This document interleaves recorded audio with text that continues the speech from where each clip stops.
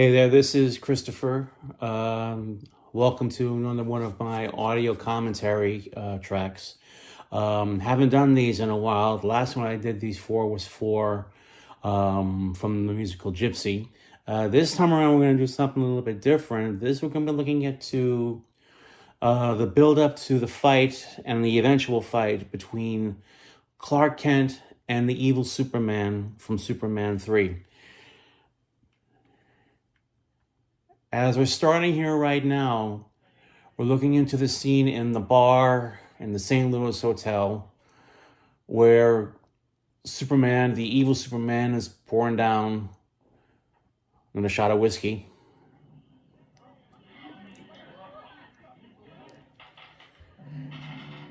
And I remember vividly seeing how this scene here with the peanuts, how they revamped this years later on the Supergirl TV series with starring Melissa Ben Lost.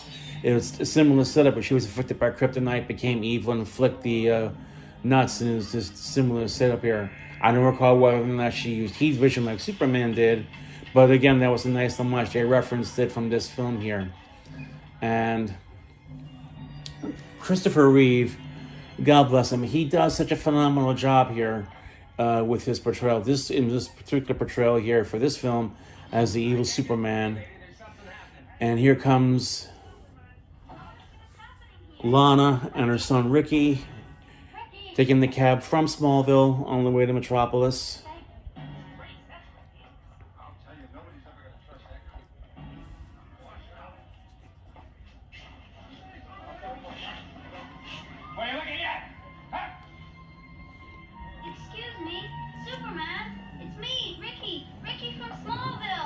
And it's Ricky. Ricky's trying to tell him not to do anything here.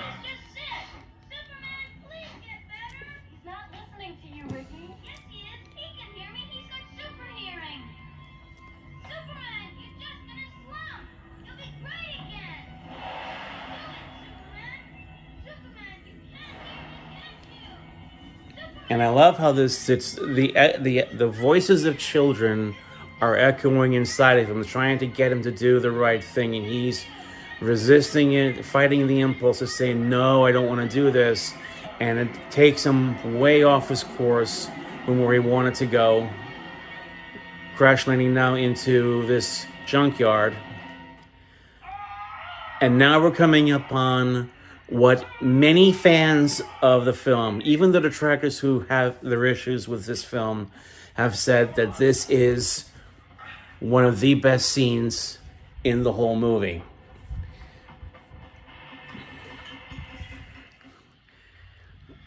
Now, me personally, I felt that the effect shots you're going to see here where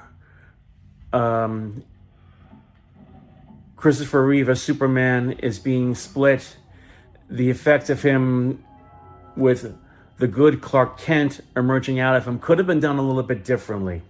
But again, this is what they had to deal with at the time in the 1980s. And I think many people were fascinated by this. This is like basically an inward struggle expressed outwardly. We've always wanted to learn about the concepts of good versus evil inside a person. Well, what if that battle was expressed outwardly instead of being expressed inwardly? And you're seeing it here play out right now. And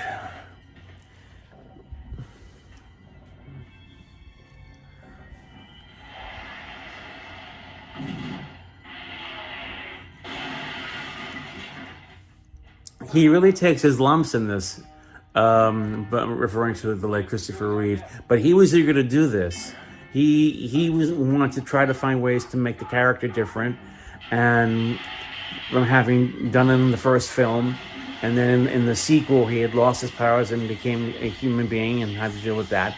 Now we're seeing it, how he dealing with the Superman persona. In this case, it's a twisted version of the Superman persona.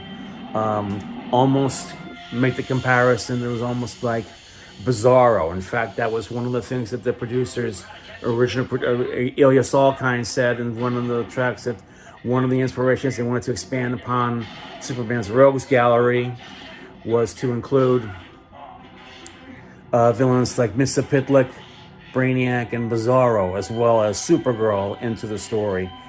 But I felt there was too much to do, so they basically tried to water it down.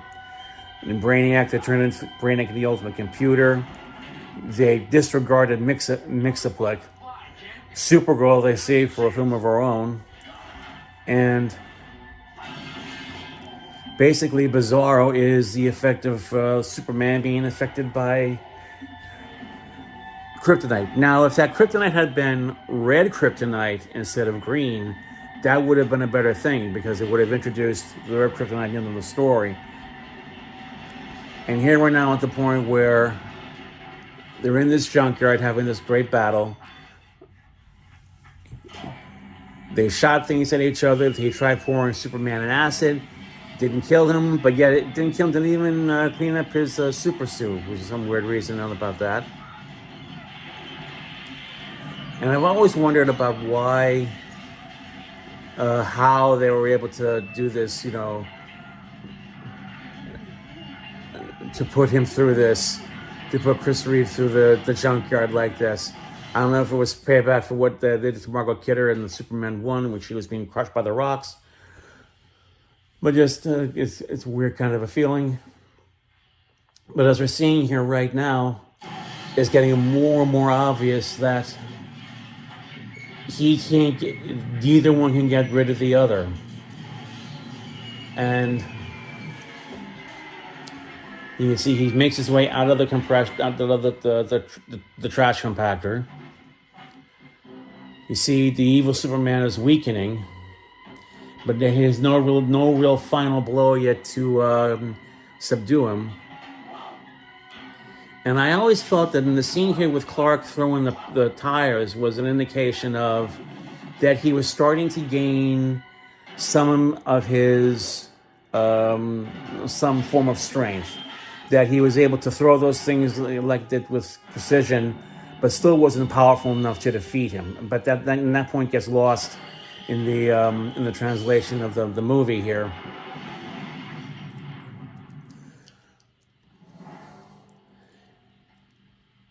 And coming up here right now as the scene where Clark is coming out of the little hole that was made. Superman's about to kick him. I remember very well how they made this from the making of Superman 3 special. They had to split this up with another actor standing in for Chris to do the kick to his face. And right there, that's where it knocks him out.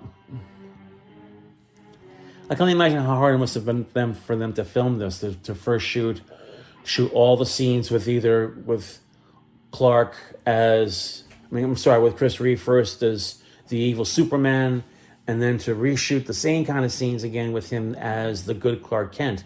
It must have been a difficult and lengthy experience to shoot, but in the end, it works real well. Excuse me. And we see now the place the evil Superman has Clark on this conveyor. He's going inside, like it's supposedly going to, chew him into tiny little pieces. And you're going, okay, that's it. He'll be rid of the other guy in his life for good. He can finally be by himself and do what he wants to do. But unfortunately, you can tell that he's starting to get a lot stronger. Like soaking up the rays of the yellow sun have made him a bit more powerful. And coming here right now is an indication, that he does have his strength back. And he's subduing him, trying to subdue him to weaken him. Now, the effect here that's going to come up where the evil Superman disappears and the good Clark remains, again, like before, I felt it could have been done a little bit better as far as effects-wise, instead of just this blank fade to nothingness. And then in the end shot, We hear the John Williams theme. And in the end, there's only one real Superman. And real he was. Christopher Reeve made many people believe, even myself still, both to believe in the good in ourselves and to believe in characters like Superman. And he really did, to the very end, he wore that on his sleeve. He was really lived up to being a Superman. That's going to do it for this little bit of the commentary. Thanks for listening. Hope I made it insightful. I said before I might do more of these. I think I probably will do more of these. Just going to see how it goes, or what films I can project to commentate on, and what scenes to shoot. Again, thanks for listening. Hope you enjoyed yourselves, and take care. Have a great night. Good night.